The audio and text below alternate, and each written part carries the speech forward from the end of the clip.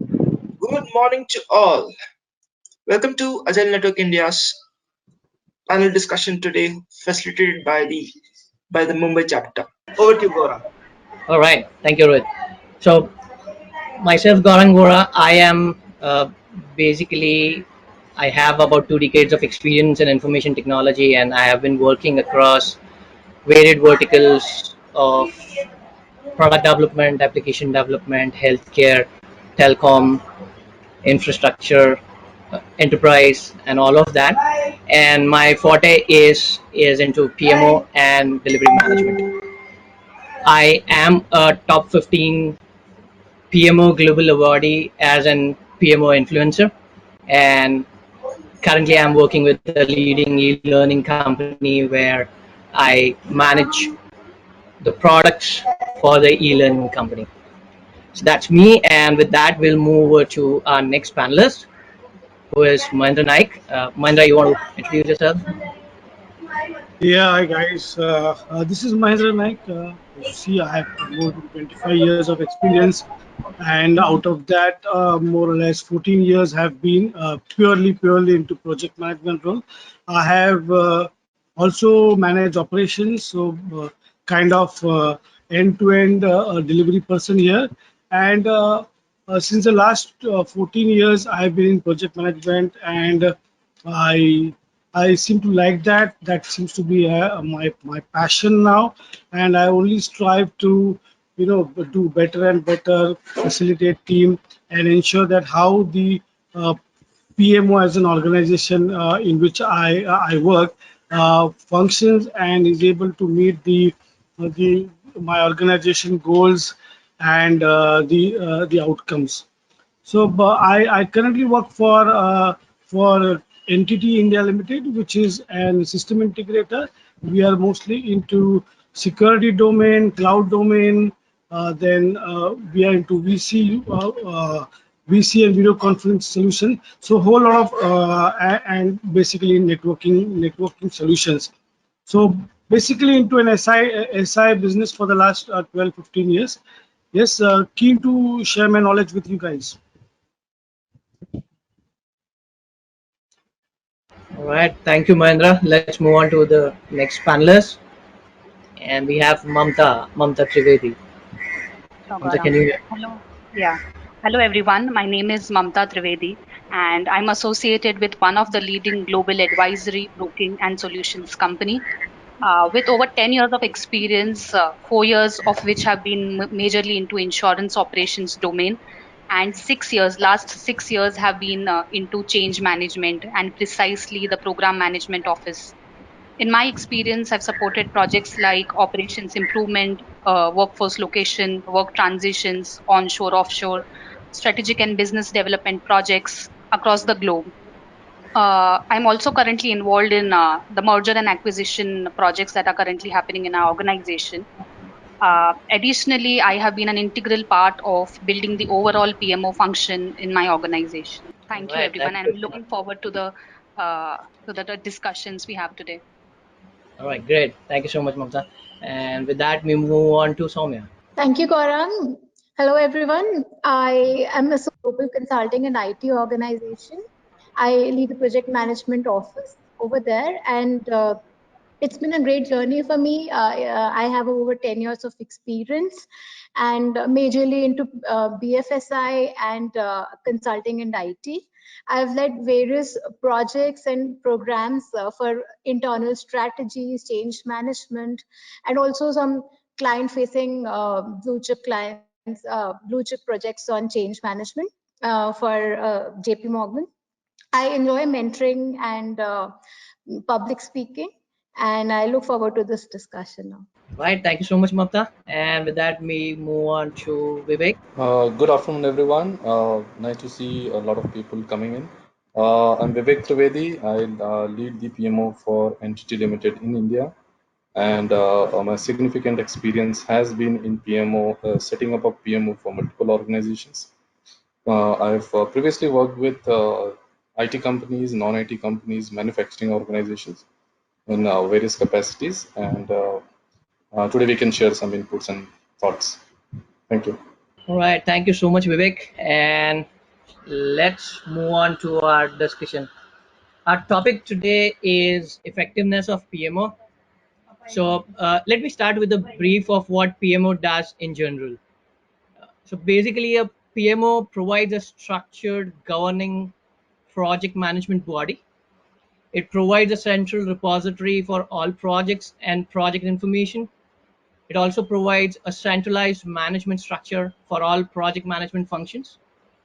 The PMO also does project portfolio management. It also outlines a well-defined project management process or methodology and mentor and train an experienced and competent staff of project managers.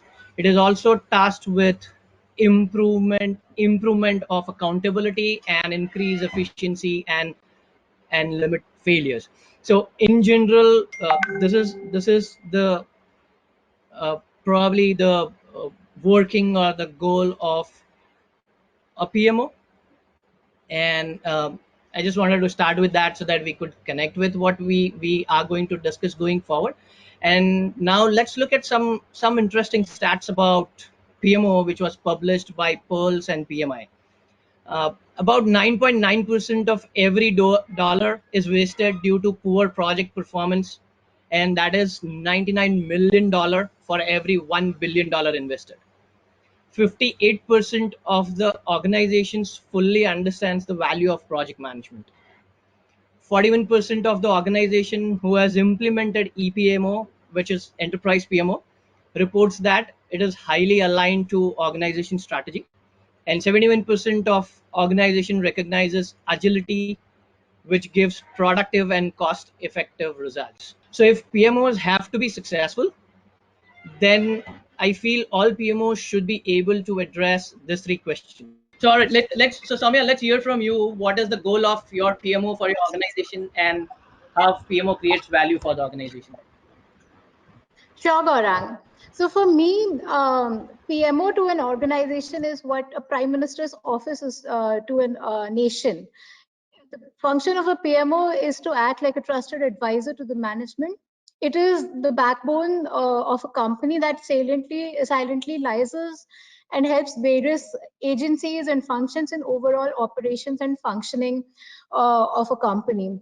So typically, the function of PMO would entail connecting all the dots from various functions, data inputs, creating strategic initiatives with the management, helping with governance and bringing efficiencies to control costs, external stakeholder relations, measuring the customer satisfaction and acting upon the feedback given, measuring the financial goals and the goal life and operational efficiencies, and also helping with the planning and expansion of companies and organizations in a global environment.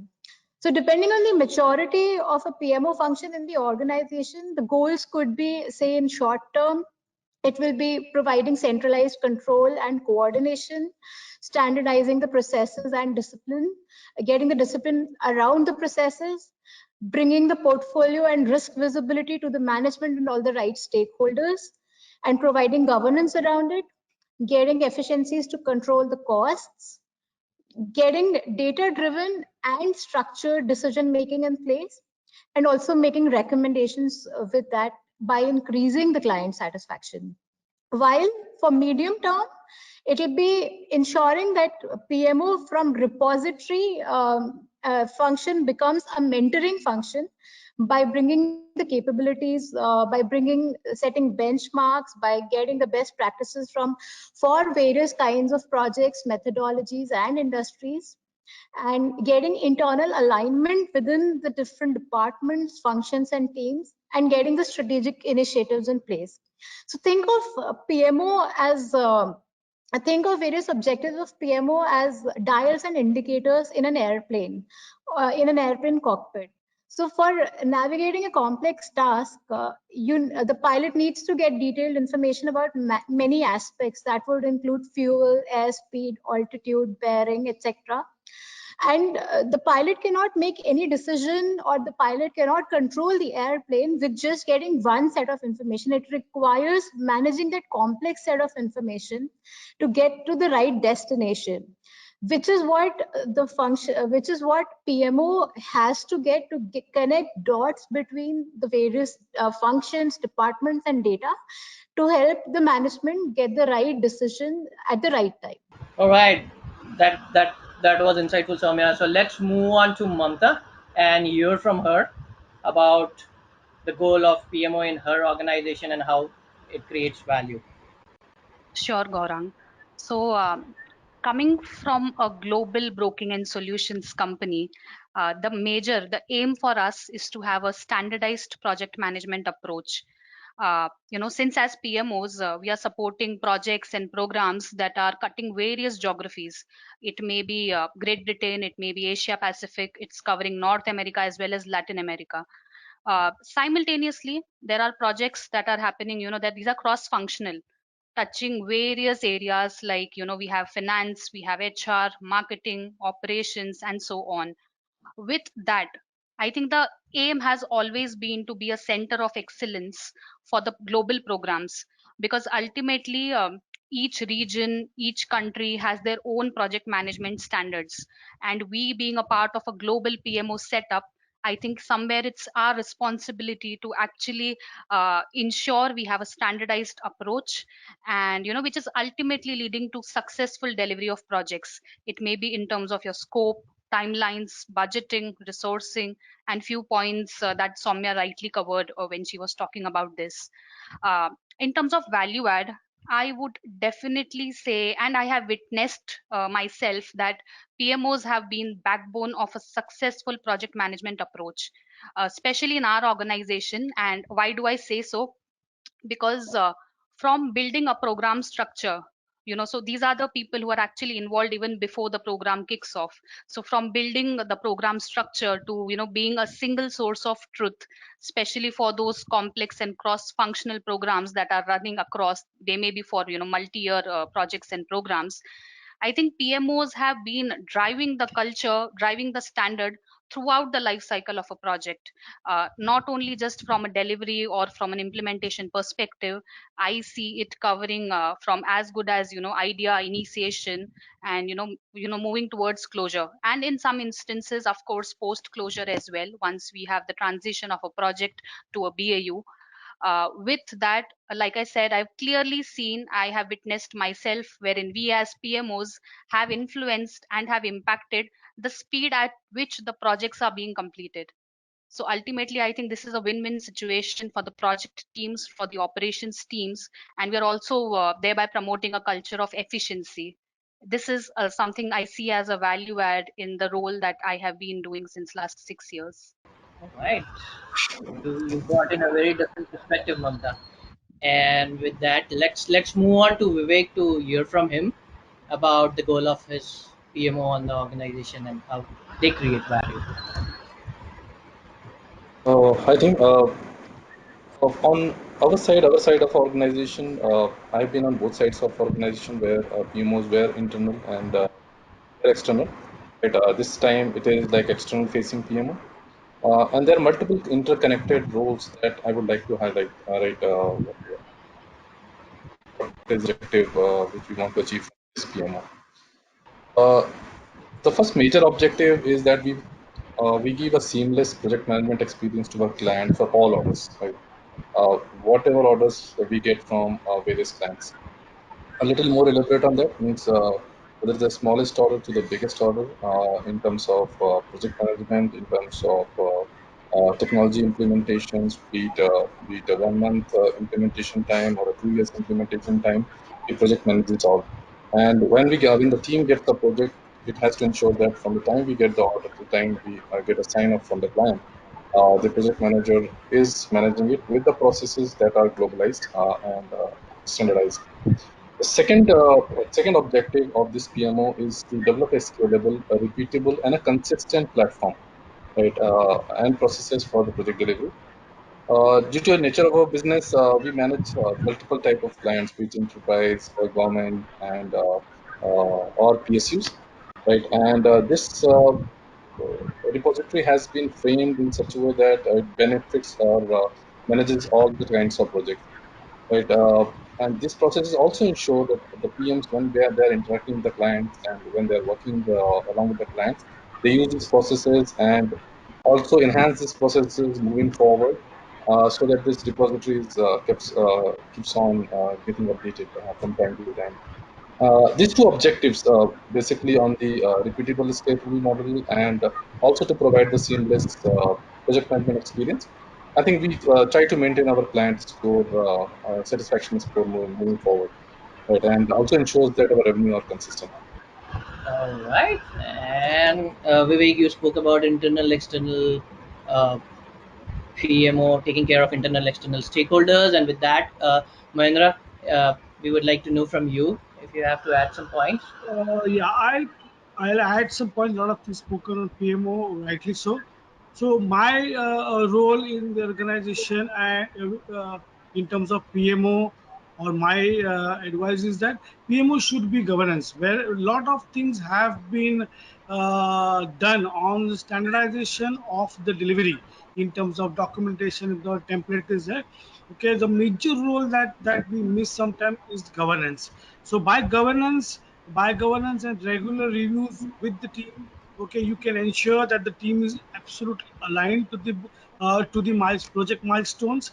Okay, you make them understand the importance of the project milestone, and more importantly, we should it helps us align the team towards the business objective for which the project has been taken. So I think governance is key, is a key role for any PMO organization. One also key role that we play in our organization is service delivery assurance. So before even we get a PO from the client, or we bid for a proposal, we have a service delivery process, wherein wherein uh, wherein each delivery, which is a sizable amount of delivery project, is we do a complete risk analysis about it. We understand the scope, detail, do the risk analysis, do the cost benefit analysis, and by the time we put the proposal there, and by the time we win the proposal, we are almost half prepared. So we have covered all the interdependence internally, and we are so much prepared with the client is that now we only have to understand the client uncertainties and move on with the project. So that service delivery also has to now be one of the key KPIs of project management, which is there in one of my in my organization, that we are held accountable for service delivery assurance. And then next is my personal view is that project management, the PMO should be flexible, regardless of the methodology. Okay, regardless of the whether waterfall or agile, regardless of the methodology, we should be flexible enough to tweak those processes so that the ultimate project objective and the project outcome is achieved. Okay, we should, because most of the time in my career I feel that project managers are looked as people who keep on highlighting risk and issues. They don't come out as an enabler. So my advice would be, and my this thing would be, you we need to, while we highlight the risk, we need to be come out as people who are more prepared to take on the risk, rather than just highlight and run away with that. So that's how I feel we should be taking up the PMO. What do you, Gaurav? All right, that was fantastic.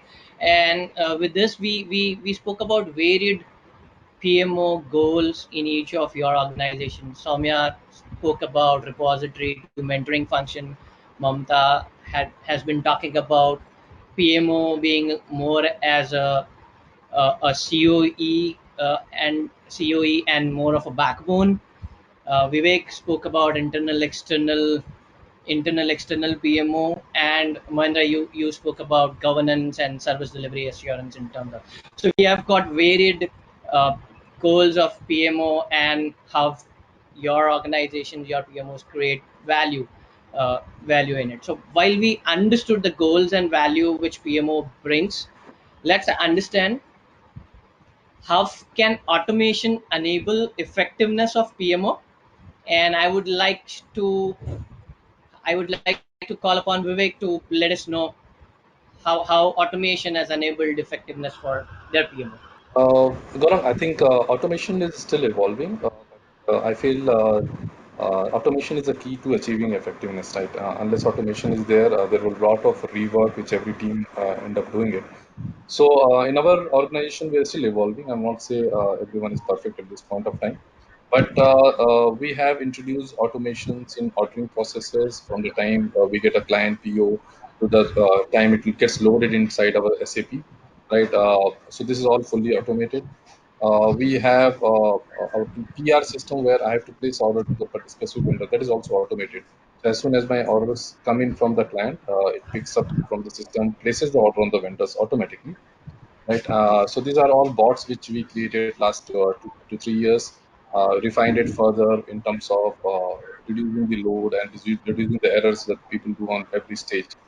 Even our project management system, the project management system also gets loaded automatically from the PO which we get from client. The PO remains a single point of truth, and various systems actually feed from the PO data to the project management system, to the order placement to the vendor, to our inside SAP system. Right, the whole cycle is such that the automation is put at various points. Right, there are other automations we can talk in detail in terms of at the client end, which we try to introduce.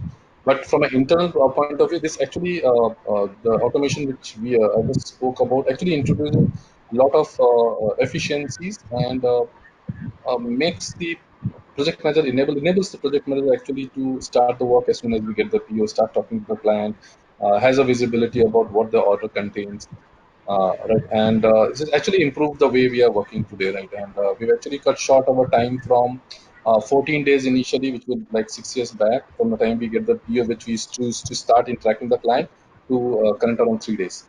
It helps us out to improve efficiency, and I think we are improving it further.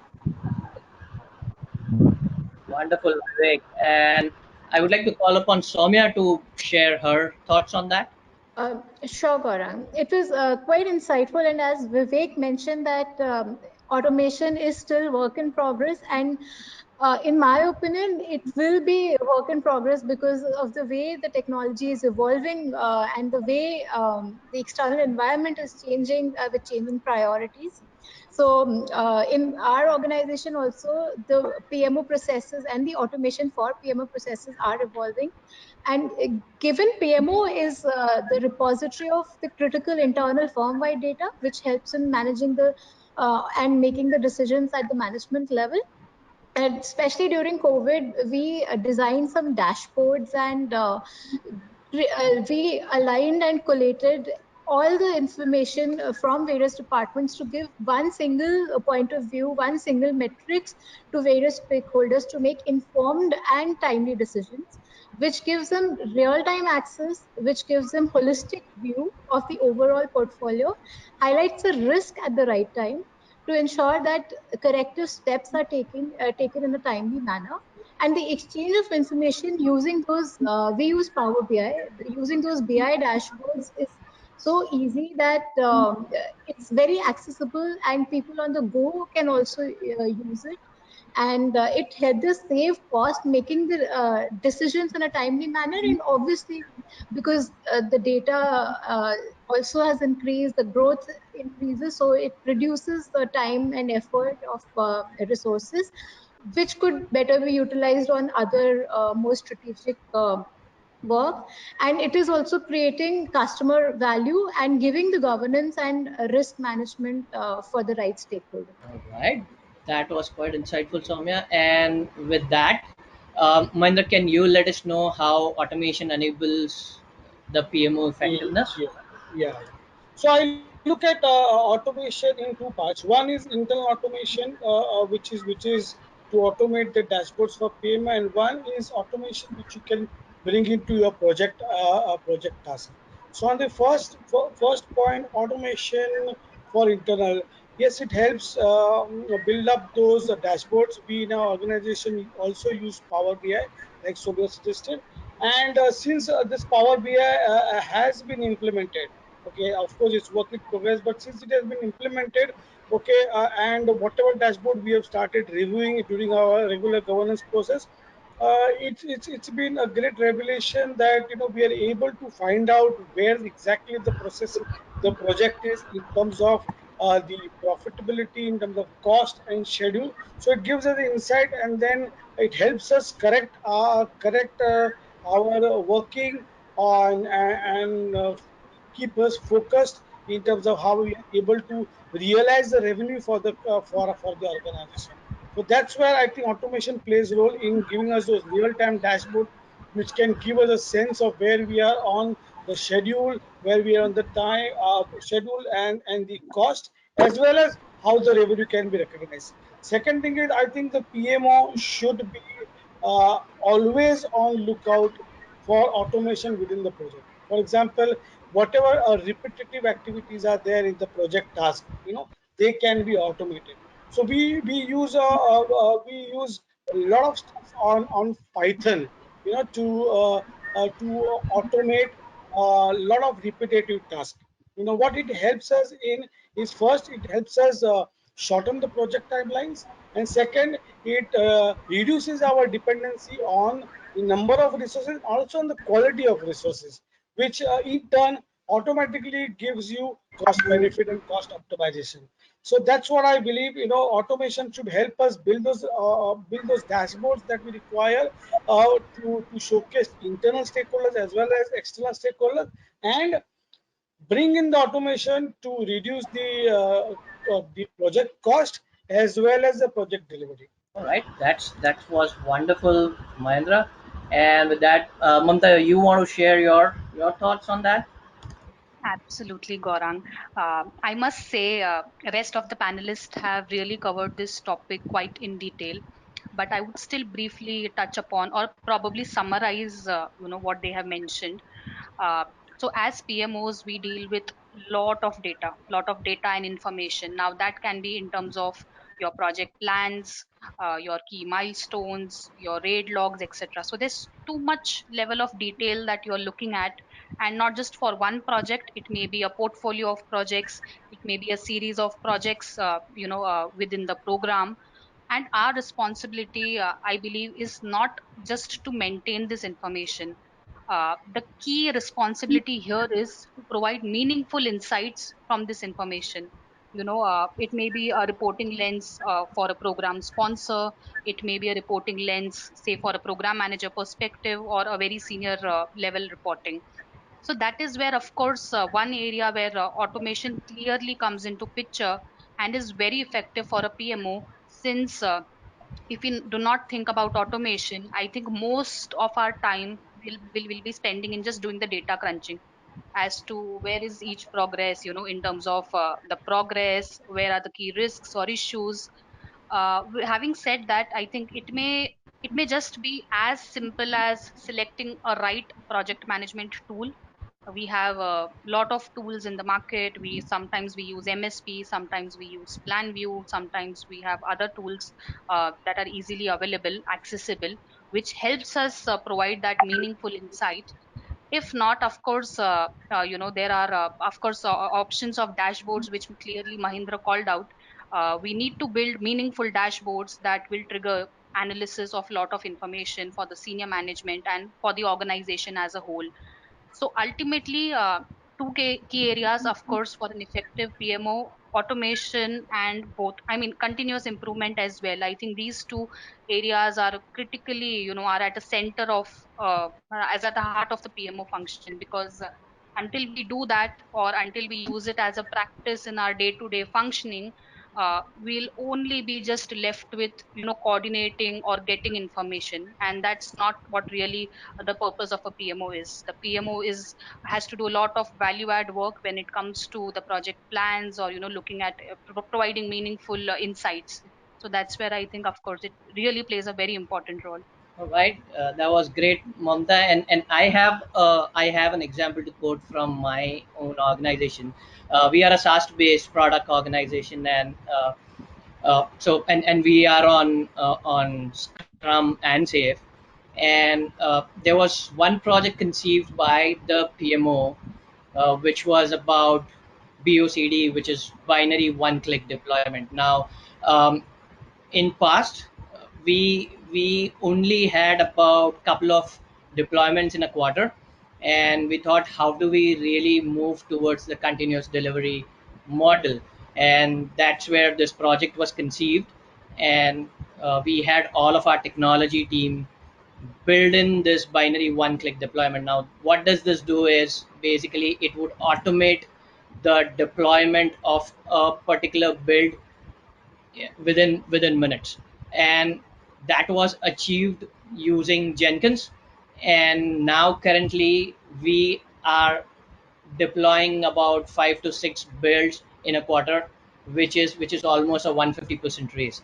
Now, uh, within this automation, what we have built in is it also tracks in terms of saying that which product has pushed in which build, how it has performed, if it has gone back from a pre-production QA, pre-production test stage back to the development the other teams. It also tracks that. So in that sense, the automation has helped us a lot in understanding how the deployments are, how stable our product environment is, and how well our clients enjoy the stability of our products, the quality of our products, and the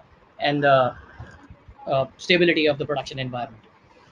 So I hear good insights about how automation can enable effectiveness of PMO. So now let's hear from Mamta about how has her PMO adopted in the current pandemic situation.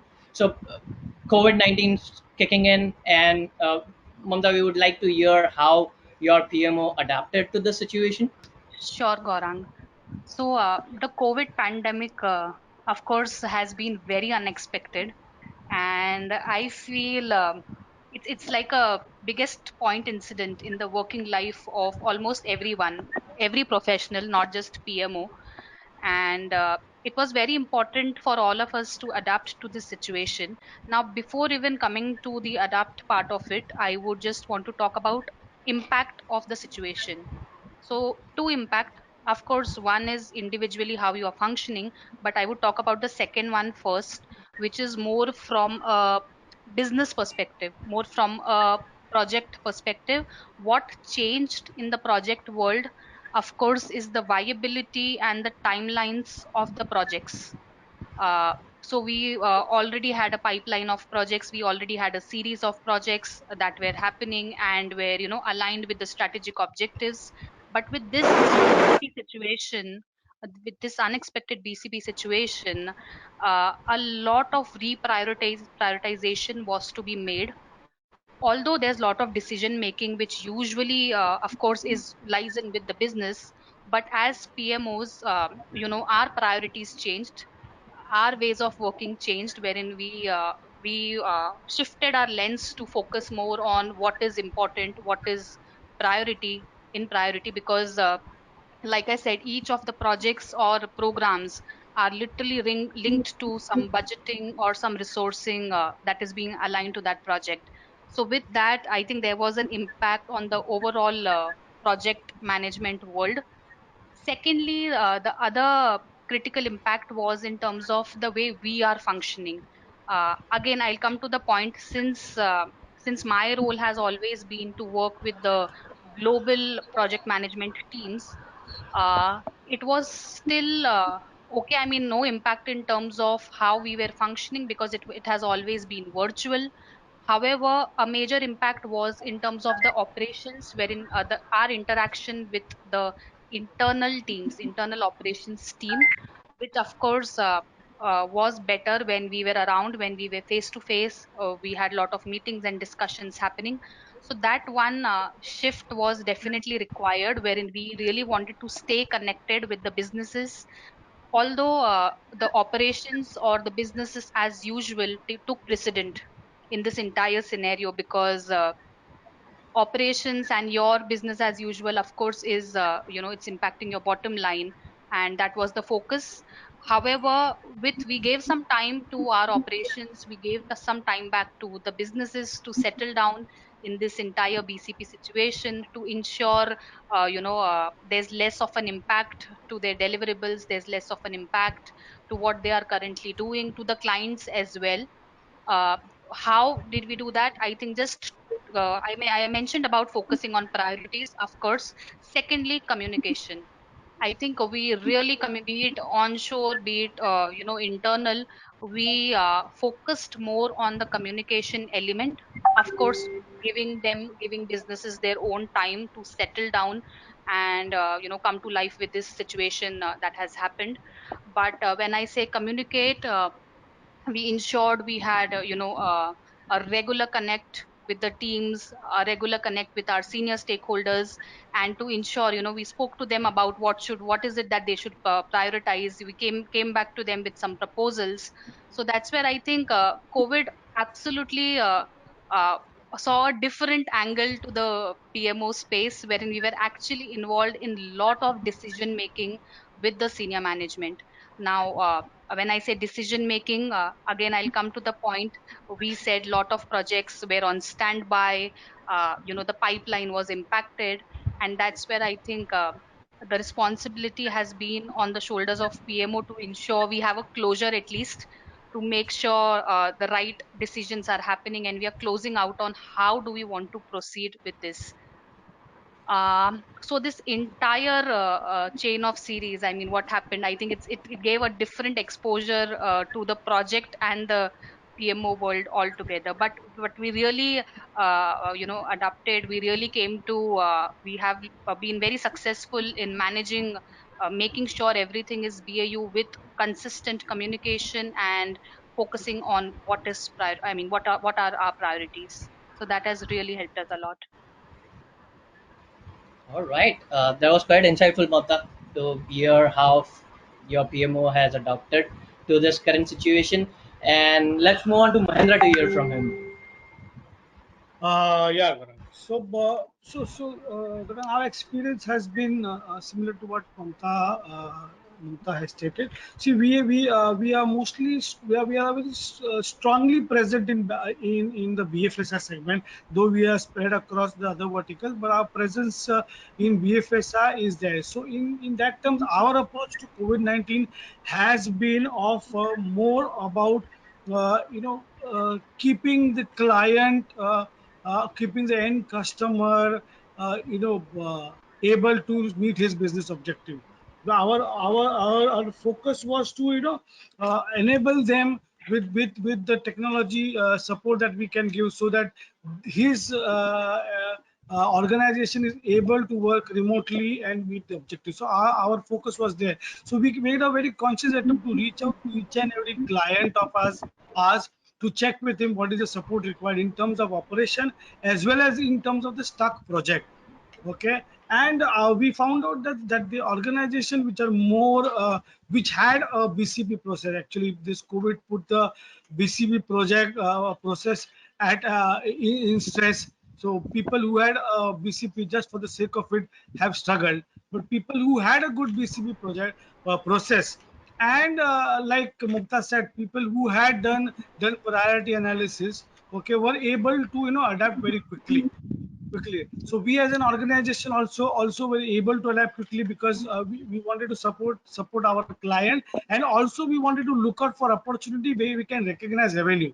In the bargain, we sat with the client and we check with the client where we can support, where we can help, and wherever client was responsible, we jointly worked out the ways and means where we can work together and achieve the common objective. So you'll be surprised that we were able to migrate around 30 application of UTI, UTI Asset Management Company, to cloud. They were moving to cloud. There was a project of journey to cloud, where they from on-prem they were moving to cloud, to a private cloud. So we were able to offload at least 30 applications to this thing and realize the revenue. Second example is in RBI. We were doing a private cloud project for RBI. Okay, RBI doesn't allow remotely, but then when work with RBI, they suggested they gave us uh, accommodation close to their premises for our engineers. We arranged for dedicated transport, and that's how we were able to close that project. So during COVID time, we were able to close some of our biggest projects for the organization and realize the revenue. So the key was consult and have a positive approach, and have an approach to solve each other's issues and get the work done. That was the approach, and that was the key. That's quite great, Mahendra, to hear that your PMO has worked with the client hand in hand to deliver the projects and move ahead. And with that, let's move on to Vivek to hear from him. Yeah, Gaurang, I think Mamta and Mahendra covered it all. We are still learning in COVID-19 because we are still finding people are placing restrictions. It might not be over for next 6 months also. The overall strategy is still evolving with the organization, what we need to do next 6 months, whether we continue working from home, whether we go at the client locations. We have started working, our companies actually started working and physically people are coming to offices, have started coming to offices, not fully, but we are still learning, right? I think the first thing what it actually did to the organization was that people have taken over e-learning quite a lot, right? And in our organization, they actually enhanced a lot of skills, right? Whether it was with the project managers doing some technical knowledge, the technical team doing some soft skills, right?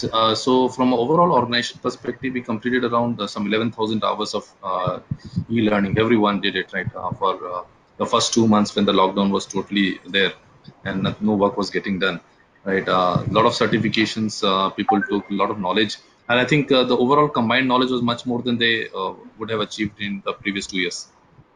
So that was a good thing that happened, and we kept on promoting e-learning for people that they kept on enhancing their knowledge, and we still are trying to do it because we are still not fully operational from a physical presence point of view. They still have more time than what they used to lose in terms of traveling. Right. The second point which we worked on is started looking very closely into the client POs and the internal POs that goes to various partners and vendors. Right. Earlier there was earlier we were not looking into force majeure clause, right? We started looking into force majeure clause and whether it is impacting us or whether it is impacting our partners. So the good thing happened is that people started reading those boring documentations much and more now, and they were deriving what needs to be done here and how we can take advantage or how the other guy can take advantage. So I think people are reading those documents much more carefully than what they used to do earlier, right? And this is something which is I'd say it's an advantage currently, and moving forward, if it continues, then it's better for all of us. That's interesting, Vivek. Understanding people reading those contract documents with the force major clause specifically. That was cool. All right, and then let's move on to Soumya to understand from her about this. So, I was saying I'm going to break adaptation to COVID or any pandemic or crisis would be in three different categories. One would be the initial reaction that for a fast growing company or an organization, first would be to react to ensure that there is business continuity of and the business will have to change gears to ensure the operations are still functional. The expansions the earlier planned expansions would have to be stalled or at least put on hold for the time being. The costs need to be controlled and the investments need to be rediscussed and revisited. So, changing investment strategies, changing the first delivery model, becoming 100% remote was the first battle to work, and agility, flexibility, and communication from the management was the key during this time. The management kept us communicated and well informed about the next steps and about the safety of their employees, about the safety of their jobs, because people were facing job losses globally. There was nervousness on the floor, but our management ensured that this is communicated to them, that there would not be unforeseen job losses. It could only be handled very, very sensitively and carefully. Second was to ensure that there is resilience in operations to ensure sustainability. So that because the prolonged calamity was seen and business had to deliver aggressively because the constraints were more, be it because of the economic pressure, or be it because there was temporary loss of key resources on the projects, or there were delays on the projects, or the projects were getting stalled, and force majeure was being exercised, and people are not co-located.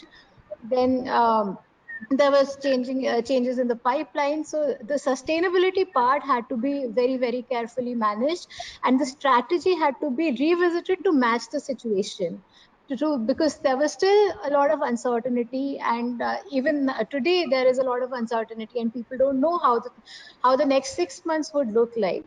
So crisis management came into picture, and again the management ensured that people's employee morale and the HR practices are becoming even stronger than before, and employees feel safe with to work, be it physically, be it mentally, or be it financially. And salaries were dispersed at the same time that they used to be dispersed earlier. um, in fact, our company gave 1 day off for the entire organization to combat the burnout that people were facing. We were given 2 weeks of COVID leave. So HR practices came into picture, and as Vivek also mentioned about the learning and training modules, e-learning came into picture, and we started having global workshops. So as a growing organization, some regions would have a larger presence where there would be better workshops. So that became available for everyone, and that was a huge plus point, that people could attend from a US workshop could be attended by someone who is in China.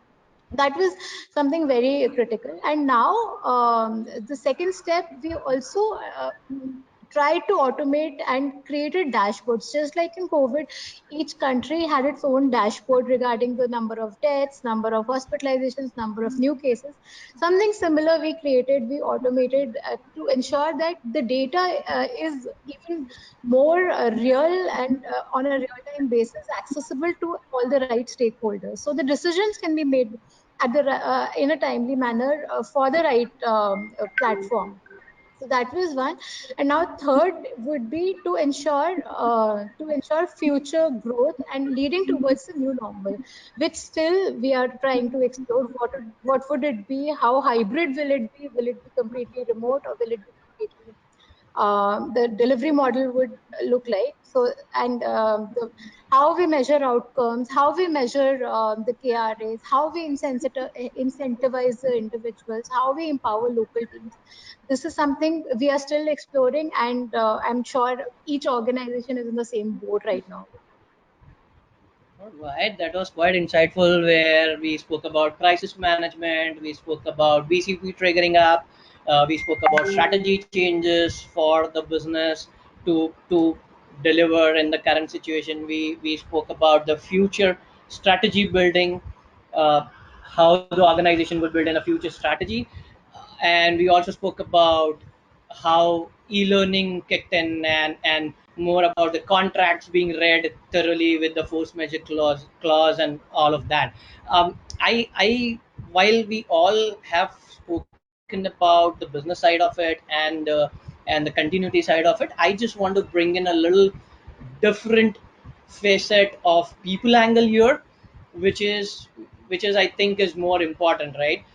People are organization people are the ones who whose productivity, if it goes down, then we might not be able to uh, you know to really continue what we are doing and offer the best of the class services to our clients and so on and so forth. So with my organization, we looked at the people angle, and a lot of the budgets were adjusted, and we did uh, 3 4 things which I feel that past 9 months now, that really helped to keep our productivity at bay and not impacted very greatly.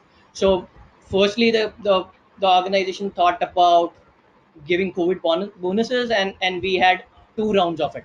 So it was distributed to all of the employees. Other was, we started a lot of virtual entertainment sessions, yoga sessions. Then we had our leadership team actually engaging with the childrens of the employees. So we have every month we would have a session. One of the leadership member would come up and take a session and engage the childrens of the employees. And then we also had this coffee table side chit chat sessions. So this all made us to ensure that the productivity of our employees does not go down. And this is where we as an organization has looked at the people facet of the site, with the business continuity and the future strategy for the business.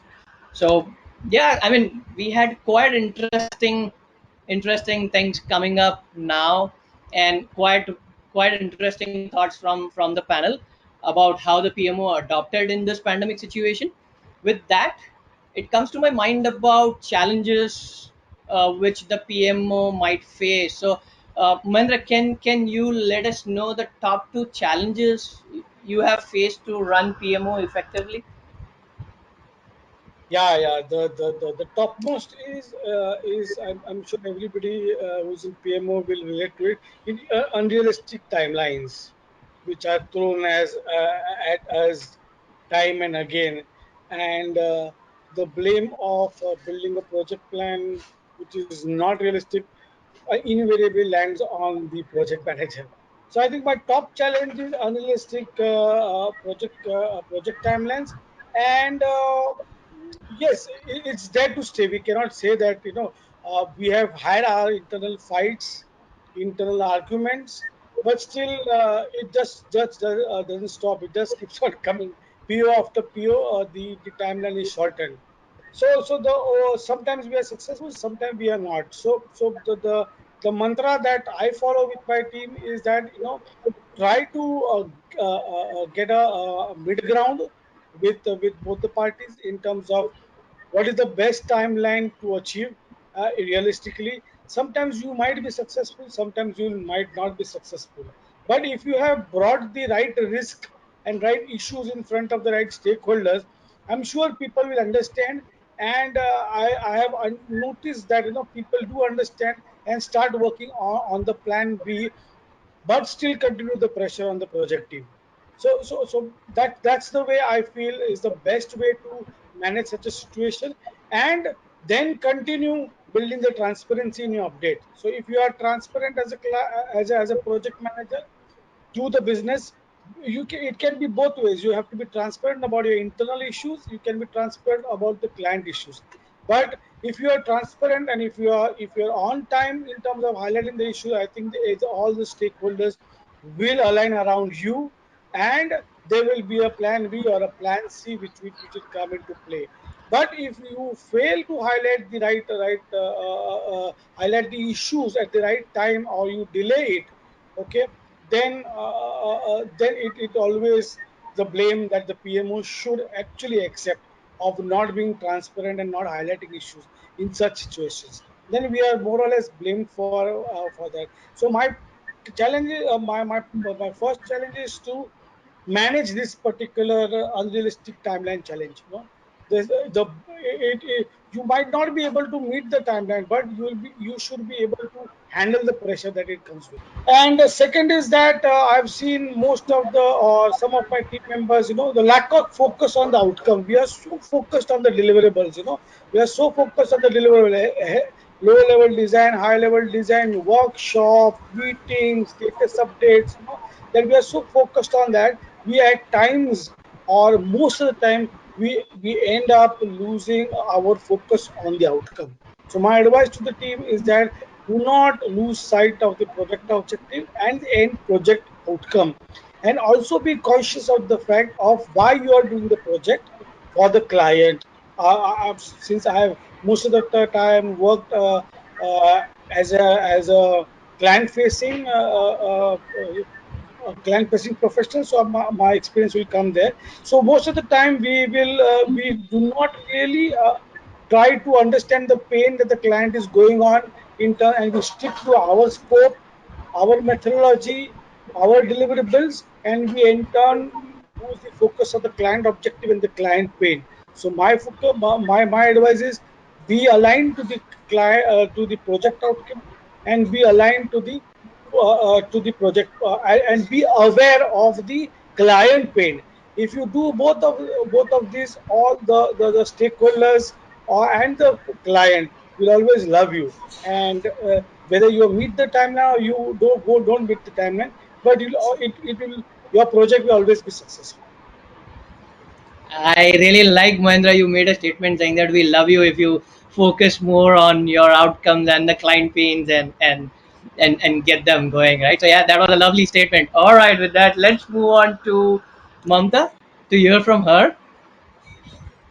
Sure, Gaurang. So, from my personal experience, I would say one of the biggest challenges I would talk about is changing priorities. And to be very, very honest, this is not just for this year with the COVID situation. I think for a PMO role, this is a consistent challenge.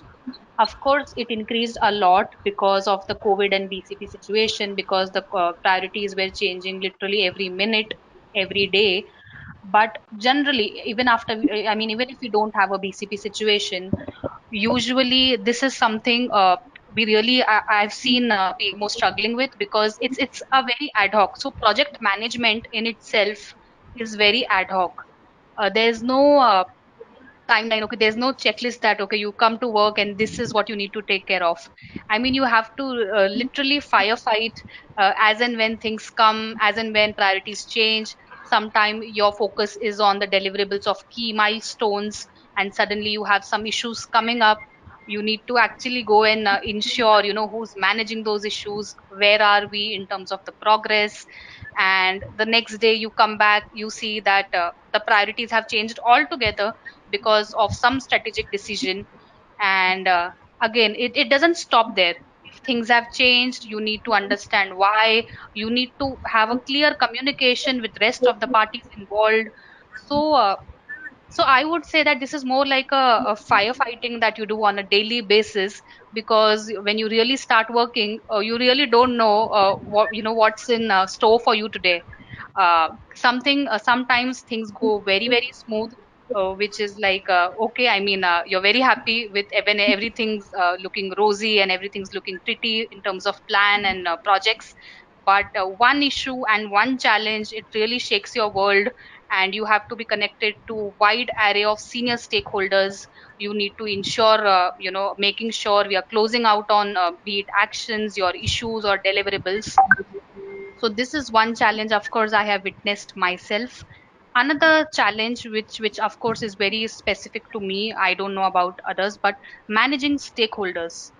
Now in this where you are part of a program, especially a multi-year program, you have multiple senior stakeholders involved, and your stakeholders are not just at one location. They are actually working from different locations in different time zones, with a different understanding of the different level of understanding of the programs, or the decisions that are taking place.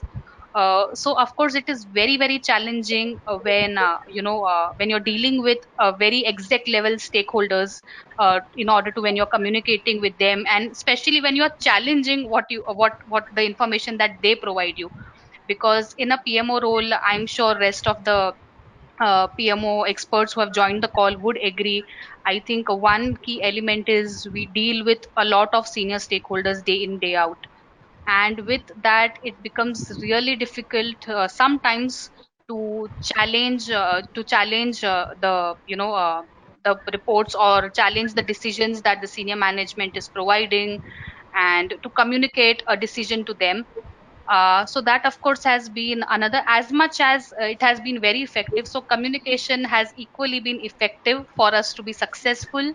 But on the same page, it has equally been very challenging. It is no easy task to keep everyone together, and to run the project, making sure everyone is on the same page, making sure everyone is happy with the project management approach or the standards that you have put into place.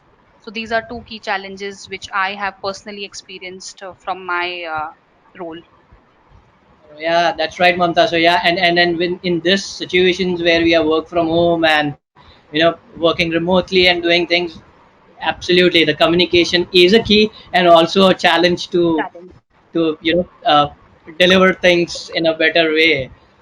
All right, that was good insight, and let's move on to Soumya to hear from her. Sure, Gaurang. So, in my career, while establishing a PMO, the two top challenges that I faced, one was when a new function is formed, the change management process is difficult. So, establishing the PMO function as a centralized neutral authority, which is separate from business, is the top challenge that I would rate for a PMO function. And because the business is used to managing key decisions, key resources in a particular way, and suddenly someone new, probably someone junior than the rest of the business heads, would come and would have to take up the centralized neutral authority role.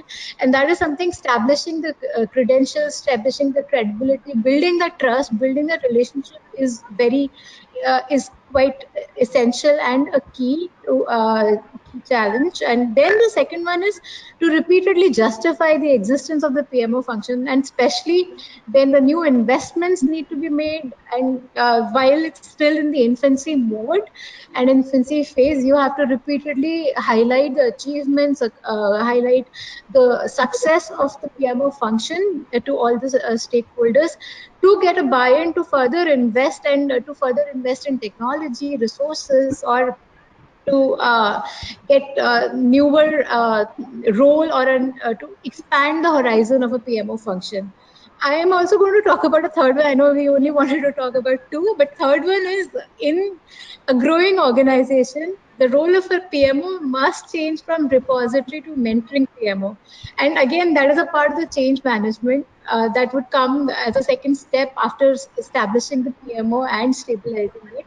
So these are the top three challenges that I've faced in my career for PMO.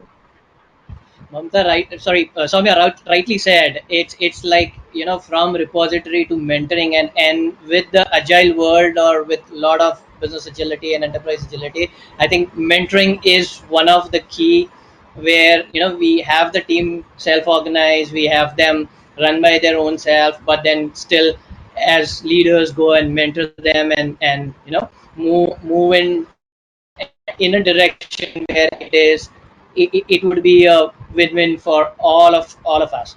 So yeah, rightly said. You'll have to move from repository to mentoring function for sure. That's great. And with that, let's hear from Vivek. I think a lot of challenges seems like. So, and most of the panelists have covered it all. Just two, three things which come into my mind. One is on the changing staff skill set, right? Because we are most of us are into technology, and technology keeps on changing, keeps on evolving. So one thing is, how do I ensure that the PMO team, the project managers, the technical teams are actually working on their technology background, they're improving on it on a day-to-day basis, because every time you try to work on a new project, you'll find that you don't have a skills, right? You don't have right skills, you might end up outsourcing, you might not have budgets to outsource, right? So something area which we feel is lacking is on the how fast we can change the skills of the people, and how fast we can evolve that within the organization. The second challenge which I feel is that whenever we do projects, right, we do projects as PMOs, or the team does projects as PMOs, is the failure to understand the business and the processes, right? It's not our own business or processes. Means since we are external facing, we feel that every project when we do for a client, we need to understand what his business is like, how critical is his business, how critical is this project for him, how it will impact when the change is applied, right? Which systems will go down, which will not, right? So, and a lot of times we feel that the PMs that gets deployed, right, it might be good in one of the type of domain, but not in the other domain. And not understanding the client businesses actually impacts a lot in terms of his downtimes, his CSAT, and this is some area which I think requires a lot of focus when we work on various client projects. And so ensuring is important, right? Discussing with the client when the project is coming, how all these questions which I detailed about what is your business and how does it impact, why are you doing this, is quite important. The same questions might not be valid for a BFSI client, for a manufacturing client, and for somebody who's in IT. Right? Everybody has a different impact on the same project. So I think that is something which the team needs to work on. All right, Vivek, it was great, and I agree to you. Upskilling is a major challenge in the current days, is because we all, as in all of us, will have to keep upskilling our own selves and align to the organization strategy, and also to the delivery models and things which are defined. Yeah, so I agree to you on upskilling. And while we all have spoken about different challenges, I have one to talk about. It could be a little political or a debatable challenge, but I feel an organization culture is also a challenge, is because if the culture is not inclusive, then it would be definitely impacting your deliverables, it would be impacting your outcomes and the organization strategies. So the one is employees pride and enthusiasm to work for the organization, right? And I'm sure most of us might not really be looking at doing employee satisfaction survey or things. I mean, most of the organizations which I know or I have come through are not very keen on doing that. But then employees pride and enthusiasm is one of the thing which I feel the organization has to look at. Now, if your employees enjoy coming to work every day and have a genuine love for their role, then it will show in their productivity, it will show in their outcome. So that's one. The other is focus on innovation. Lot of the organizations does not have budgets to focus on innovation. I mean, the organizations would usually uh, focus on the BAU or focus on the strategies which are built, but the focus on innovation is less. So valuing innovation would be a fantastic way to empower employees to challenge themselves.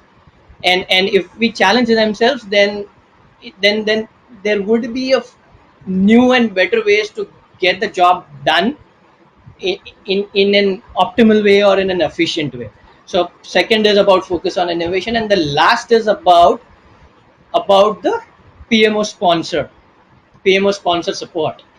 Now, if your organization PMO sponsor does not believe in you or does not support you, it's going to be very challenging for the PMO to run effectively.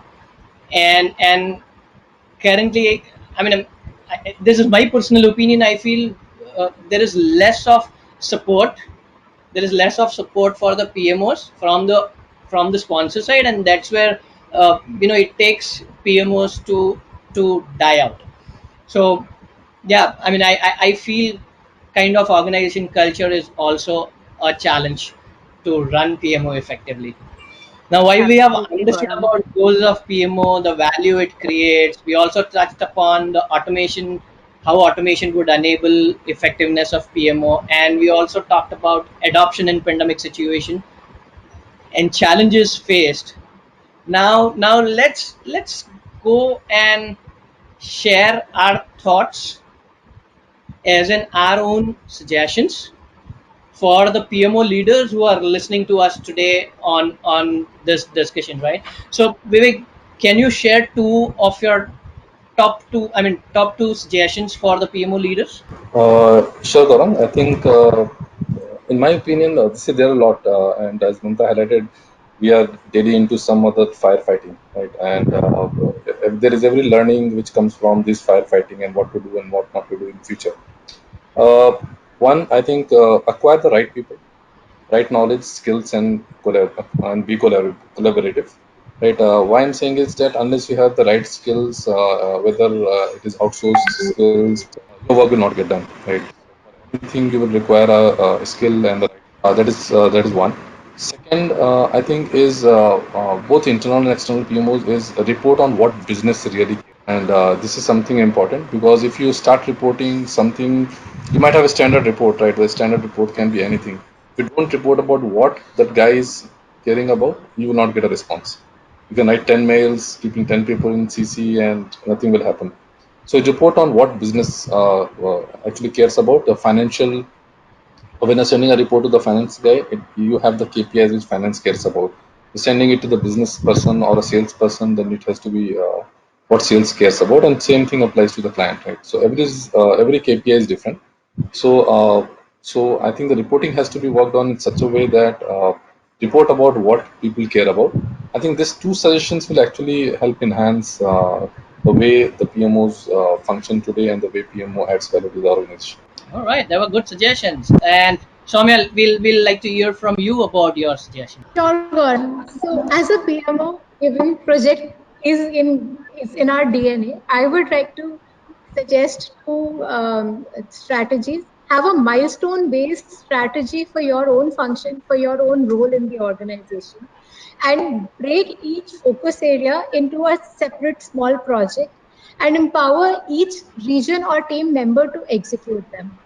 Now, the key questions to ask yourself would be, how can I or PMO be more impactful in my organization?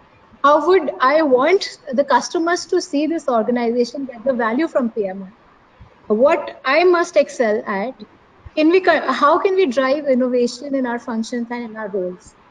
And obviously, having said that, we need to keep highlighting and communicating the successes of various stakeholders to ensure that the PMO function gets the right visibility at all the right stakeholders for all the good work that has been done. That's Great, all Mamta. from my side. Visibility of the PMO is really important in the organization, and yeah, you gave a great suggestion.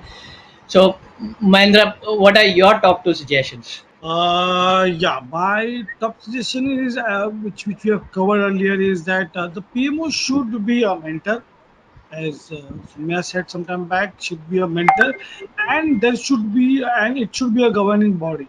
Okay, the governance should be strong, because generally I've learned from some of my managers that if you have a strong governance, then even average team, you will be able to deliver the project objective, or the delivery can be done with an average team.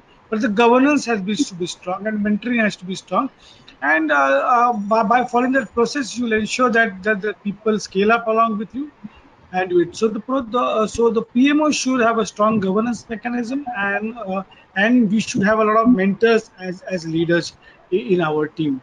Second, which I would say, which Vivek covers, is that the reporting should be outcome based. As we said, we have different stakeholder management, right? Stakeholder management, generally we have a same type of update at every level, which really doesn't suit. If you need to manage stakeholders, then you need to speak that stakeholder language. So your reporting should be based on what stakeholders you are doing, and it should be basically outcome based. It should have a focus on outcome that the client or that stakeholder is expecting. So these two aspects, if you take care in your PMO, I think you should be able to sail through. Right, Mahendra, like you said, governance. So governance will give immunity, like we need immunity to, I mean, health immunity to fight COVID. So yeah, governance would give kind of good immunity. All right, and let's hear from Mamta about her suggestions. Sure, Gaurang. So my suggestions to all the PMO leaders who are listening today would be very, very simple. I know we as PMOs, we covered everything. We are firefighting every day. We are dealing with unrealistic timelines. We are we are in the a lot of times we are in a pressure situation. I think three areas of focus, be it when you are a PMO, irrespective of the type of projects you deal with, it may be a technology, it may be a non-technology, it may be a business transformation project or anything else in the world. I think three critical aspects that I would quickly, briefly cover would be knowledge. One, of course, you need to continue to get more and more knowledge of the projects and the programs you deal in. It may be technical, it may be non technical, it may be regulatory, but it gives you an opportunity to build on your knowledge and you can continue to do that. Skills. In this function, skills are really very important with the types of tools that we are using, with the types of reporting work that we are involved in.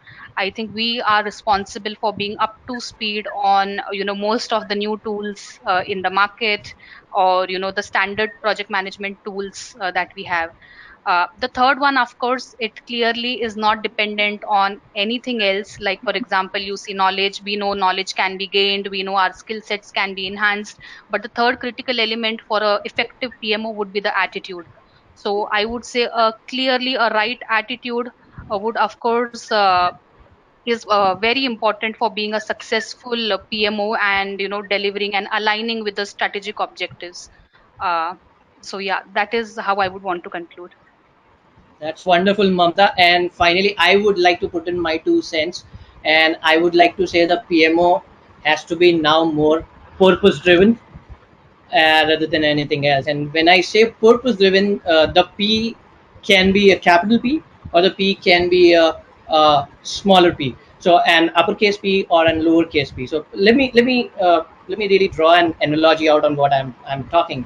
Um, there's a good phrase from Simon Sinek. He says people don't buy what you do, they buy why you do it. So uh, one small analogy about it.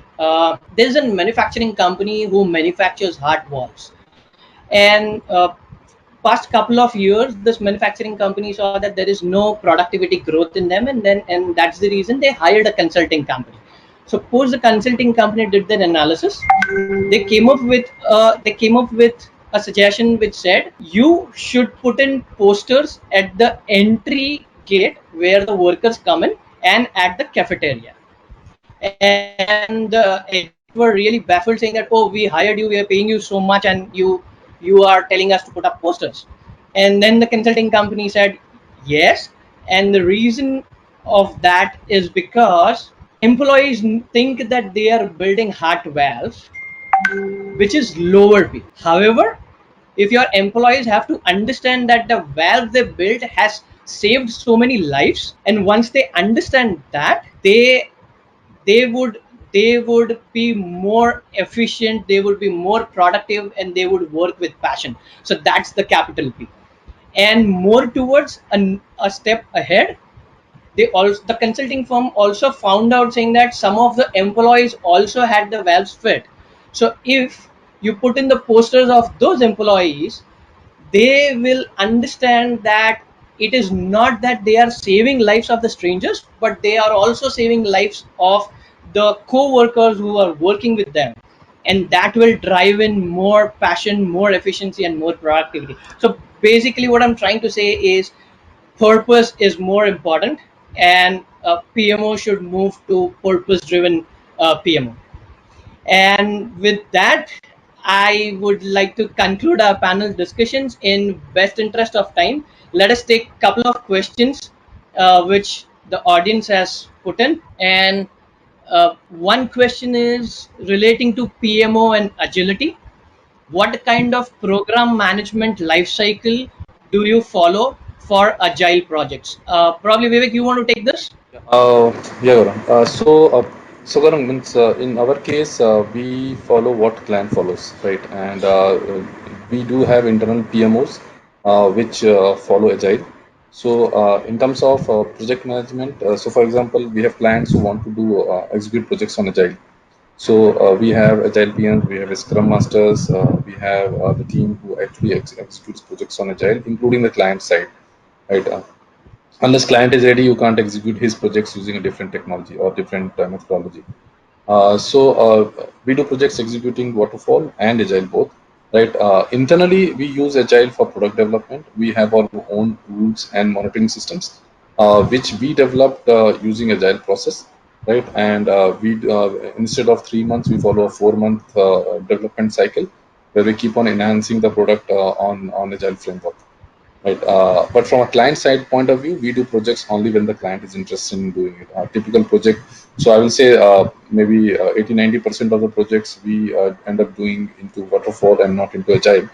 But we find that the agile is typically used especially for telecom companies within India and for BFSI clients wherever they are developing some product type of features yeah, and where we are executing with them or we're working along with them, partnering with them on product type capabilities. Yep. All right. And then the next question is, do you have project board concept headed by PMO head? and other members for consent SBU and projects and quality to review projects across organization. The frequency can vary based upon the criticality of project for the organization. In such review, marketing, HR, admin as in system admin and finance can be invited based upon the issue faced in project. I would keep it open. Anybody who wants to jump up and answer this? Gaurang, I can take that. So yes, All right.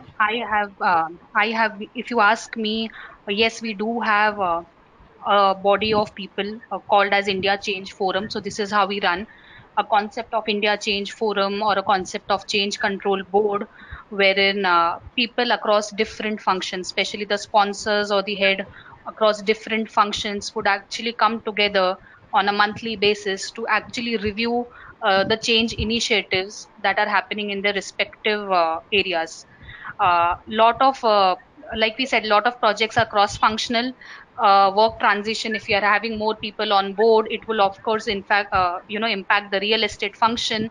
So the concept here is to get everyone in one meeting room, so that if we have work transitions happening, the real we have a buy-in from real estate, we have a buy-in from compliance, to ensure that we have that legal contracts in place to go ahead with the transitions. And this is the way we run our forum on a monthly basis, wherein it's actually like an approving body for a business case to proceed. Now that business case can be related to work transfer, business case can be related to the technology implementation and everything. But here all everyone in this organization is coming together, especially the sponsors, to approve the business case before going ahead. All right, that's brilliant. And again, I will take the last question. Anybody can take a shot at it. The question is, what do you mean by outcome-based reporting? Can you give a few examples? So outcome based, as I said, as we said, touched upon, Vivek also touched upon, the outcome is different stakeholders have different, they see different value in the project. A finance controller will want to understand when the project is getting realized, right? And if I take an example of BFSI, okay, most of the project in BFSI, if I see, are mostly related to RBI compliance or related to making the bank more client friendly, customer friendly, and customer sensitive. So when we are reporting, when we are reporting our project based on the object. Supposing if I'm doing working on something which is RBI compliant, okay. When I'm reporting, I'm so much. We should not be reporting our deliverables. I've done this. This is done. This is done. This is done. However, our reporting should be is that where I am in terms of the RBI compliance. If my project is supposed to be 10 RBI compliant, then I should be reporting that 10 RBI compliance to the client. That is what he wants to hear. He doesn't want to understand what you have done for to get there, but he wants to understand that you have met. So at the times we declare the project complete, but we have found that out of 10, 9 are not done. So if we focus on the outcome, then we'll be able to report it accurately. For example, the other example is making branch friendly, client friendly, and making branch more productive. Okay, here you can report what is the uptime for the branch, how much time, what is the application slowness. If you're able, is the end user comfortable, is his application working as expected or as fast. Okay, how many times the branch has been down. Okay, those statistics have to be produced to the client, not that okay, I've done this, I've done that other. So this is what I mean by outcome based reporting, so that the client knows what is the business benefit that I'm getting out of it. All right, I that hope was i've great. I hope I've been able to explain. Yeah, I could get in, and I'm sure the audience who has asked this question also would have got connected. But thank you so much. It was a lovely and an insightful panel discussion on effectiveness of PMO. And I would like to thank all our panelists who have given us great insights. So thank you so much, and bye bye. Thanks, Gaurang. Thanks everyone for your Thank you, time. everyone. Thank you, everyone. Thank you, everybody. Thank you for being Thanks patient. Gaurang, thanks Mamta, thanks Mahindra, thanks Vivek.